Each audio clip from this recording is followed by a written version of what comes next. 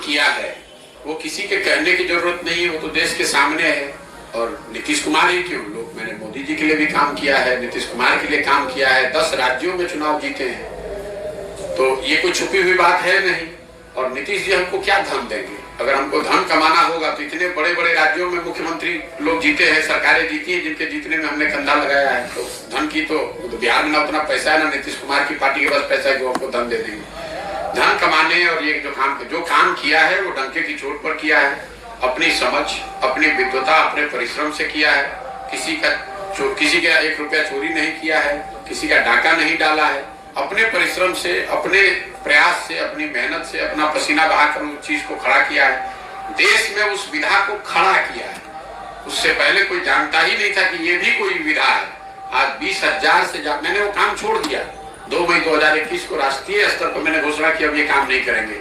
इसके बावजूद देश में 20,000 से ज्यादा बच्चे वो काम कर रहे हैं। उस चीज को हमने शुरू किया है। अगर आपका अपना विचार हो सकता है कि वो सही है या गलत है, लेकिन जो काम किया है वो तो पब्लिक के सामने हो, किसी नेता के कहने की थोड़ी ना बात है। और हमने वो अपने स्तर से किया है, हमारे पिताजी ने नहीं करके उसको दिया था। और जहां तक आपने कहा तीसरा मोर्चा, चौथा मोर्चा, तो आप इतनी तो समझ रखिए कि अगर कोई दल, कोई मोर्चा मैं बनाऊंगा तो वही एक मोर्चा बिहार में बचेगा, कोई मोर्चा नहीं बचेगा। इतना भरोसा रखिए। हम उनमें से नहीं है जो लड़ने के लिए लड़ता है। अगर लड़ने अरे आप पहले सुन तो लीजिए, मैंने कहा कुछ बात आपने सुनी नहीं।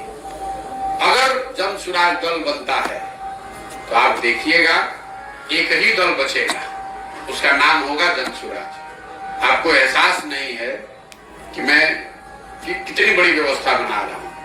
अब ये जरूर है कि ये बनाने के पूरे प्रयास में संभव है कि लोगों को मन ना हो, लेकिन अगर लोग मिलकर इसको बना देंगे तो उसके जिताने के लिए बिहार में आपको किसी की चिंता करने की जरूरत नहीं है। उतनी समझ भगवान ने हमको दी, हमने काम वो छोड़ दिया है, उसकी समझ नहीं छोड़ी है, तो उसकी चिंता मत कीजिए। और जो टीवी पर बयानबाज बने हुए हैं राजनीतिक दलों के नेता, उनके आकाओं के आका बैठकर हमसे सलाह लेते रहे हैं कि हम कैसे चुनाव लड़े, तो उनकी बातों का जवाब देकर उनको जरूरत से ज्यादा सम्मान नहीं देना चाहता हूँ। जो भाजपा का कोई प्रवक्ता होगा वो उसका आका, यहाँ पर जो राज्य का लीडर होगा उसका आका दिल्ली में बैठता होगा, उसके आका होंगे मोदी जी, उनके साथ हमने काम किया है। इनकी बात का क्या जवाब दें?